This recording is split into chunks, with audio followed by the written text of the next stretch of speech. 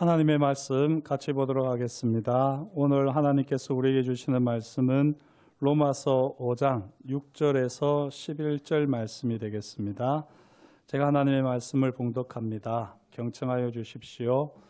우리가 아직 연약할 때에 기약대로 그리스도께서 경건하지 않은 자를 위하여 죽으셨도다.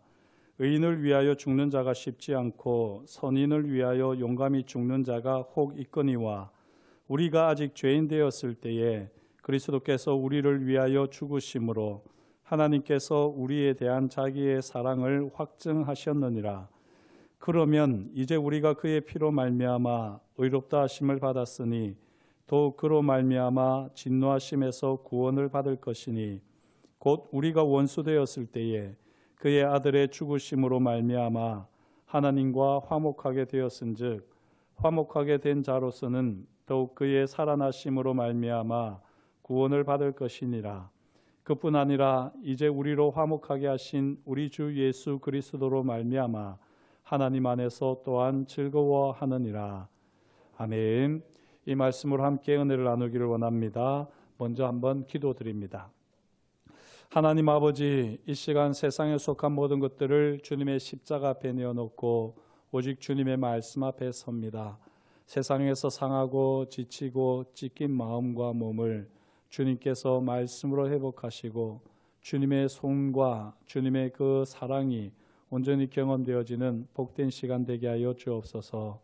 말씀을 전하는 자나 듣는 자가 하나 되게 하시고 부족한 사람의 죄와 허물은 십자가 보혈로 덮어주옵시고 오롯이 주님의 말씀만이 경험되어지는 복된 시간 되게 하여 주옵소서. 모든 것을 감사드리오며 예수님의 이름으로 기도드립니다. 아멘. 선, 영어로는 첸이라고 하는데요. 이 선을 통해서 덕을 세우는 이 스님을 선사라고 그렇게 이야기합니다.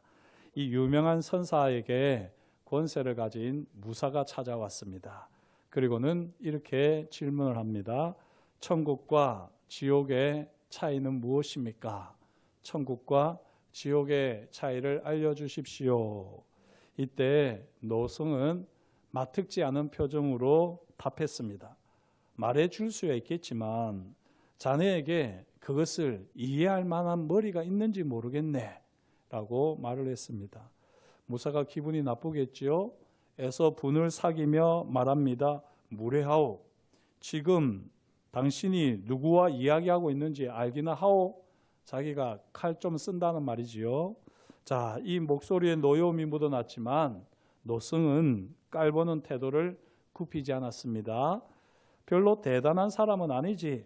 자네는 어리석어서 그 사실을 잘 모르겠지만 무사는 분에 못 이겨서 몸을 부르르 떨면서 말을 합니다. 아니, 도대체 당신이 나를 뭘로 하고 그따위로 말을 하요? 그러면서 무사는 자신이 칼에 손을 대기 시작합니다. 그럴수록 노승은요, 한층 더 놀리는 투로 말을 합니다. 허리춤에 찬 그것이 검이라고 부르는 물건이요. 내가 볼 때에는 음식을 자르는 칼보다도 못한 것 같소. 그러자 아주 치욕을 느낀 무사가 드디어 그 칼을 쥐고는 뽑으려고 하는 것이었습니다. 잘못하면 노승이 순식간에 죽겠지요. 예, 그때 그게 지옥이라네 라고 말을 하는 거죠. 그제서야 이 무사의 깨달음을 얻거든요. 하고 깨달음을 얻고 잠시 멈추고 있을 때에 이 노승이 말을 합니다. 스스로 다스릴 수 없는 마음이 곧 지옥일세. 그때 이 무사가 조용히 칼을 칼집에 꽂게 되자 다시 노승은 이야기합니다. 그게 바로 천국일세. 예, 천국과 지옥의 차이가 분명하게 잘 드러나지요. 참 멋있는 말이긴 하지만요. 이게 세상이 천국과 지옥의 차이를 이야기하는 방법입니다. 천국과 지옥 분명히 있지요. 그리고 이 천국과 지옥 우리는 정확하게 사실은 말을 하기는 어렵습니다. 특별히 지옥에서 무슨 일이 일어나는지 우리가 구체적으로 알지는 못합니다. 다만 성경을 보면 예수님께서 음부에서 일어나는 일을 짧게나마 말씀하십니다.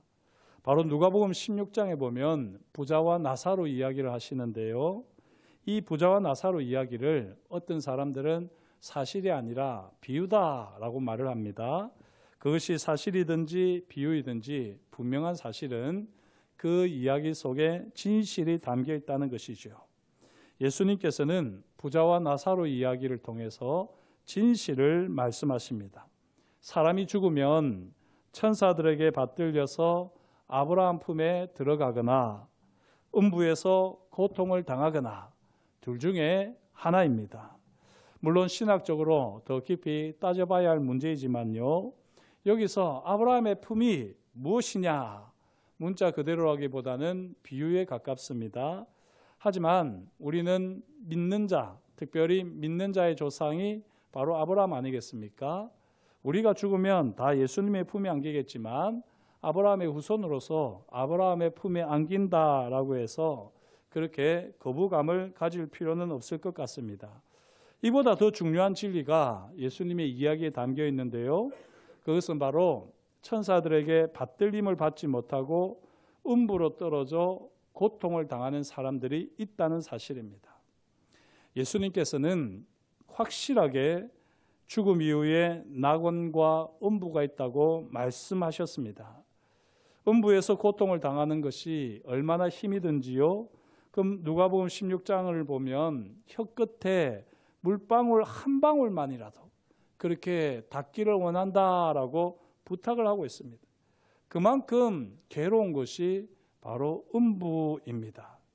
그런데 이 음부는 비교가 되지 않는 매우 무서운 심판이 마지막 날에 있을 것입니다.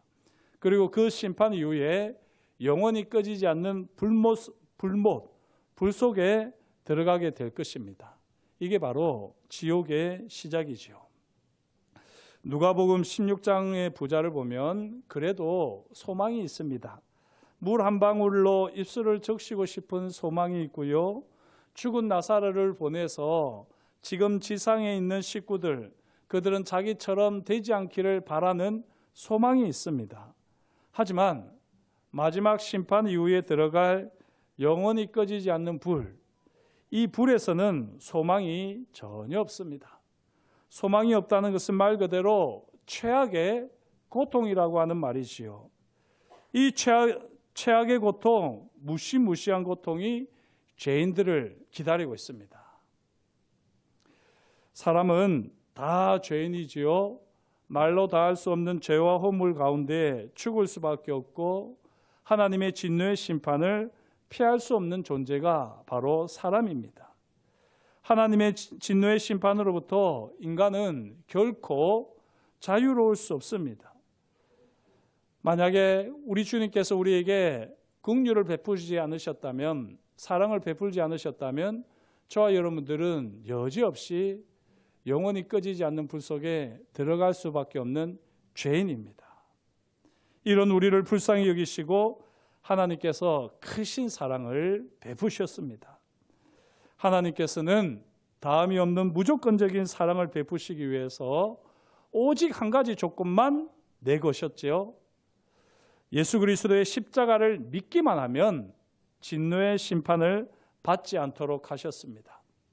예수 그리스도의 십자가를 붙들기만 하면 무조건 사랑해 주십니다. 하나님의 이 사랑을 온전히 받아 누리시길 축복합니다.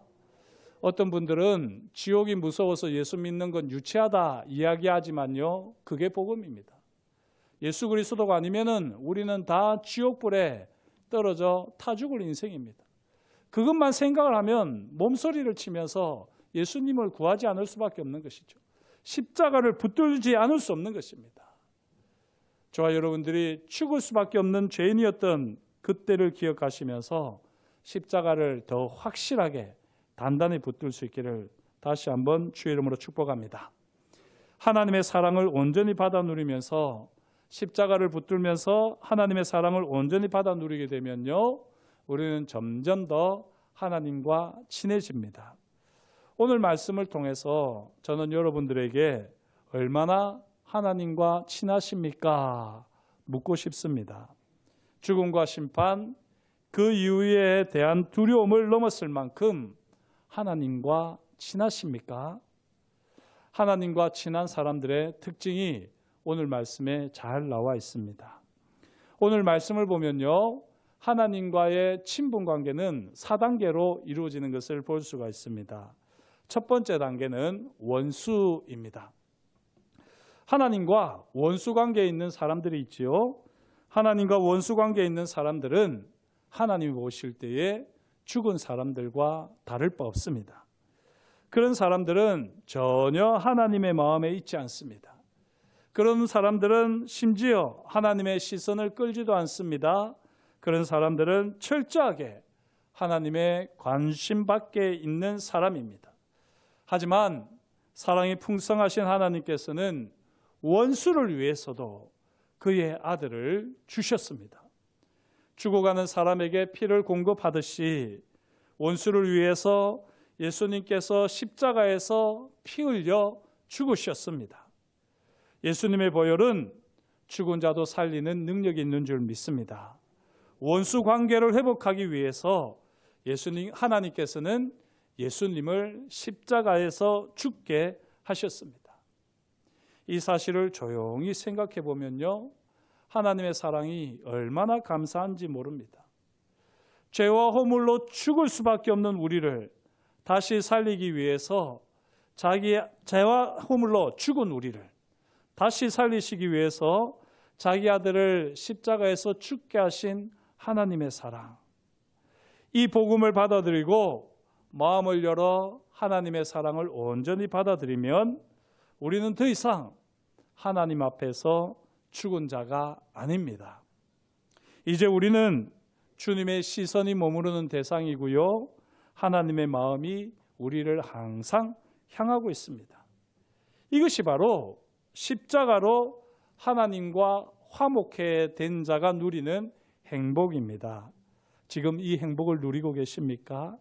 원수였다가 십자가로 하나님과 화목해 된 다음 어떤 행복을 누리고 계십니까? 하나님과 화목하게 되면요, 죽었다가 다시 산 자같이 모든 것이 다시 살아나는 행복을 경험하게 될 줄 믿습니다. 죽음의 그늘에 사무쳐 지내던 삶의 자리가 온통 다시 살아납니다. 닫혔던 문들이 열리고요, 막혔던 길들이 열리고 온갖 무거운 짐들이 다 풀어지면서 하나님이 주시는 진정한 자유를 경험하게 될 줄 믿습니다. 예수 그리스도의 십자가를 힘입어 하나님과 화목하게 되시기를 주의 이름으로 축복합니다. 하나님과 원수였음을 인정하시고 십자가를 통하여 하나님의 사랑을 더 풍성히 온전히 경험하는 저와 여러분이 될 수 있기를 축복합니다. 첫 번째 단계는 원수였습니다. 두 번째 단계는 죄인입니다. 하나님 앞에서 산자로 살면서 하나님과 항상 화목하게 살고 싶지만 그게 어디 쉽던가요? 참 어렵습니다. 하나님의 사랑이 나를 다시 살리신 줄은 알지만 여전히 내 삶에는 죄가 득실득실거립니다. 하나님과 화목하게 지내고 싶지만 끊임없이 세상의 유혹과 즐거움에 사로잡혀서 어느새 죄의 자리를 기웃거리고 죄와 허물의 바다에서 허우적거리는 우리 자신을 발견하지 않습니까? 더 이상 하나님과 화목하지 못하고 죽을 죄인처럼 살아가는 우리를 보지 않습니까? 차라리 예수님을 몰랐더라면 하고 싶은 건 내 마음대로 하면서 자유롭게 살 텐데 예수님을 알고 나니 모든 것이 부담이고 모든 것이 짐으로 다가오고 있지는 않습니까? 이전에 즐기던 모든 것들이 죄와 허물임을 깨닫습니다. 하지만 여전히 이전에 즐기던 죄와 허물에 머무르고 싶은 나 자신을 봅니다. 아직 죄인으로 살아갈 뿐입니다. 하나님 앞에서 죽은 자에서 다시 산 자가 되었지만 여전히 하나님 앞에서 죄인의 모습으로 살아가는 자신이 싫습니다. 끊임없이 하나님의 진노하심 아래에 살고 있는 것 같은 그런 짓눌림이 있습니다. 혹시 지금 이런 죄인의 삶의 자리에서 힘겨워하고 있는 분이 계십니까? 하지만 바로 이런 상황과 기분에 붙들릴 때 저와 여러분들은 주님의 십자가를 붙들어야 합니다. 우리가 아직 죄인일 때 그리스도께서 우리를 위하여 죽으셨습니다. 저는 여기 아직이라고 하는 단어를 참 좋아합니다. 우리가 아직 죄인일 때, 여전히가 아닙니다. 아직과 여전히는 다르지요. 아직은 변화에 대한 기대와 소망이 있습니다. 장차 다가올 미래에는 완전히 달라질 것을 바라보면서 아직은 여기 죄인으로 있다는 것입니다. 하지만 여전히는 변화를 무시하고요, 기대와 소망이 없을 때 쓰는 표현이죠. 우리가 여전히 죄인일 때가 아니라 우리가 아직 죄인일 때 그리스도께서 우리를 위하여 죽으셨습니다. 하나님의 진노를 피할 수 없는 죄인인데 예수님께서 십자가에서 죽으심으로 하나님의 사랑을 확증하셨습니다. 죄인인 우리는 하나님의 사랑을 받을 자격이 없다고 여깁니다. 죄인인 우리를 보고 있자면 하나님의 진노 외에는 아무것도 기대할 것이 없습니다. 그런데 하나님께서는 아직 죄인의 자리에서 죄인의 모습으로 살아가는 우리를 사랑하신다고 십자가로 확증하셨습니다. 십자가는 아직에 있지만 이제는을 바라보게 하는 하나님의 사랑의 확증입니다. 제가 이 성경에 있는 표현을 그대로 사용했지만요, 우리가 아직에 여전히 머무르고 있지만 이제는 내 삶을 바라보게 하는 하나님의 사랑의 확증이 바로 십자가입니다. 아무리 엄청난 죄를 저질렀을지라도 하나님은 십자가로 사랑을 확증하셨습니다. 네가 아무리 거강무도한 죄인일지라도 네가 다시 십자가를 붙든다면 나는 너를 사랑한다. 네가 더 이상 나의 진노 외에는 아무것도 바랄 수 없는 상황일지라도 다시 십자가를 붙들기만 한다면 나는 너를 사랑한다. 이 사랑의 확증이 바로 십자가입니다. 사랑하는 성도 여러분, 십자가를 붙듭시다. 아직까지 여전히 달라지지 않고 죄인의 자리에서 죄로 허덕이지만 이제는 너는 의인이야 말씀하시는 하나님의 사랑의 확증을 십자가를 통하여 꼭 경험하시길 주의 이름으로 축복합니다. 첫 번째 단계는 원수였습니다. 두 번째 단계는 죄인이었습니다. 이제 세 번째 단계는 연약한 자입니다. 오늘 말씀 6절을 보면 하나님과 연약한 관계에 있는 사람을 경건하지 않은 자라고 표현합니다. 경건이 무엇일까요? 성경은 분명하게 경건에 대해서 말씀합니다. 야고보서 1장 26절 27절입니다. 누구든지 스스로 경건하다 생각하며 자기 혀를 제갈 물리지 아니하고 자기 마음을 속이면 이 사람의 경건은 헛것이라. 하나님 아버지 앞에서 정결하고 더러움이 없는 경건은 곧 고아와 과부를 그 환난 중에 돌보고 또 자기를 지켜 새 속에 물들지 아니하는 그것이니라. 죄인은 아니지만 여전히 경건하지 않은 의인들이 있습니다. 말에 실수가 많은 사람, 스스로 경건하다 여기며 자기 마음을 속이는 사람, 고아와 과부를 돌볼 줄 모르고 새 속에 물들어 있는 사람, 비록 죄를 범하지는 않지만 언제나 죄가 가까이에 있고 허물이 많은 사람, 이들이 바로 연약한 자입니다. 저와 여러분들이 지금 이런 연약한 자로 살고 있습니까? 연약한 모습으로 살아가고 있습니까? 실망하지 않기를 축복합니다. 바로 이처럼 아직, 여전히가 아니지요, 아직 연약한 자를 위해서 예수님께서 십자가에서 돌아가셨습니다. 연약한 모습 속에서 조금도 나아지지 않는 우리 자신을 바라보며 스스로 실망할 때도 있겠지만 바로 그때도 예수님의 십자가 은혜를 바라보며 하나님의 사랑에 머무르는 저와 여러분이 될 수 있기를 축복합니다. 결국에는 우리의 연약한 모습들이 다 벗어지고 하나님의 사랑으로 온전해질 줄 믿습니다. 그렇다면 하나님의 사랑으로 온전해진다는 것은 어떤 것일까요? 이것이 바로 네 번째 단계인데요. 네 번째 단계는 경건한 자입니다. 하나님 앞에서 경건한 사람을 바울은 로마서 5장 1절 2절에서 이렇게 묘사합니다. 이 1절 2절은 한 목소리로 같이 읽겠습니다. 그러므로 우리가 믿음으로 의롭다 하심을 받았으니 우리 주 예수 그리스도로 말미암아 하나님과 화평을 누리자. 또한 그로 말미암아 우리가 믿음으로 서 있는 이 은혜에 들어감을 얻었으며 하나님의 영광을 바라보고 즐거워하느니라. 아멘. 여기 보시면 경건한 사람들은 어떤 사람인지 잘 나와 있습니다. 경건한 사람은 하나님이 주시는 평화가 있습니다. 경건한 사람은 믿음으로 서 있는 은혜를 경험합니다.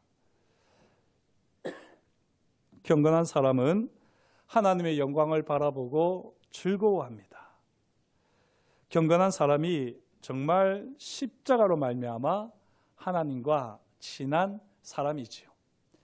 여기 보시는 평화, 피스, 그리고 믿음으로 서 있는 은혜, 그레이스, 하나님의 영광을 바라보고 즐거워하는 리조이스, 이 세 가지가 바로 하나님과 친한 사람에게 나타나는 모습입니다.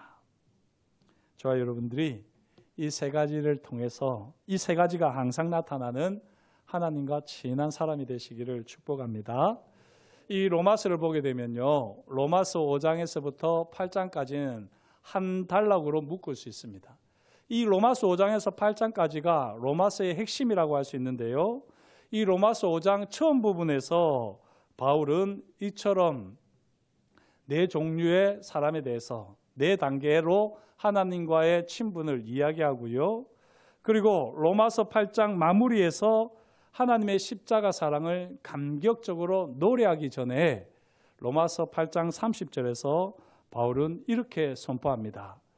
또 미리 정하신 그들을 또한 부르시고 부르신 그들을 또한 의롭다 하시고 의롭다 하신 그들을 또한 영화롭게 하셨느니라. 이걸 신학적으로는 성도의 견인이라 그렇게 말을 합니다. 하나님께서 우리를 부르시고 우리를 의롭다 하시고 그리고 의롭다 하신 우리를 영화롭게 하신다.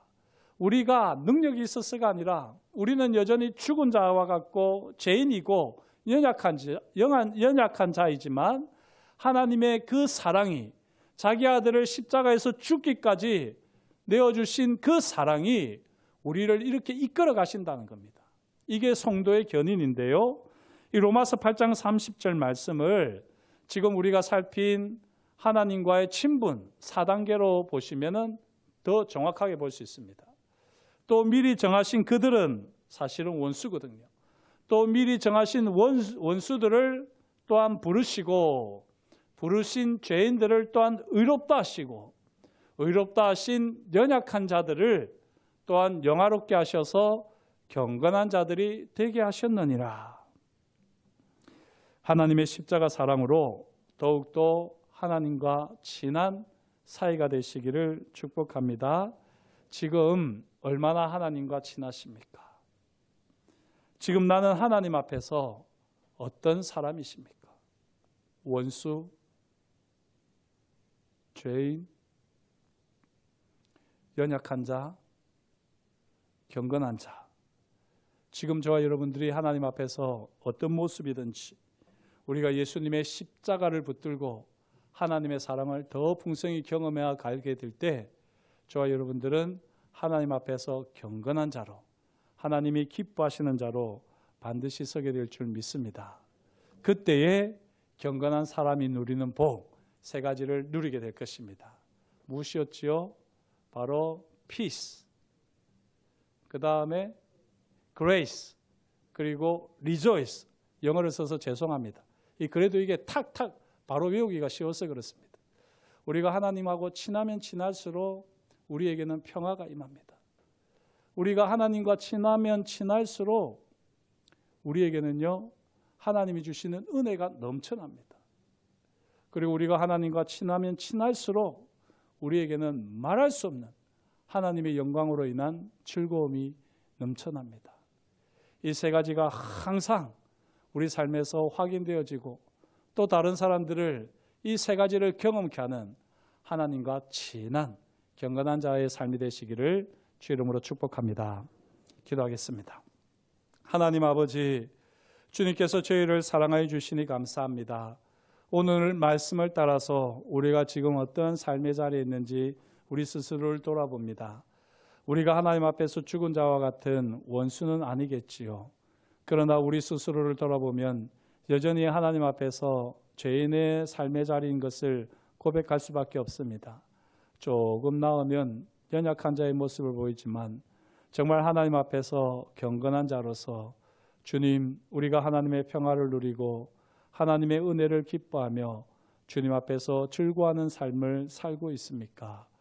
주님, 우리가 어디까지 이르렀든지 예수 그리스도의 십자가를 붙들고 아직은 연약하지만 아직은 죄인이지만 반드시 우리를 경건한 자로 하나님의 기쁨의 도구로 온전히 세워주실 것을 믿고 우리가 나아가오니 십자가 사랑이 우리를 붙들어 주시옵소서.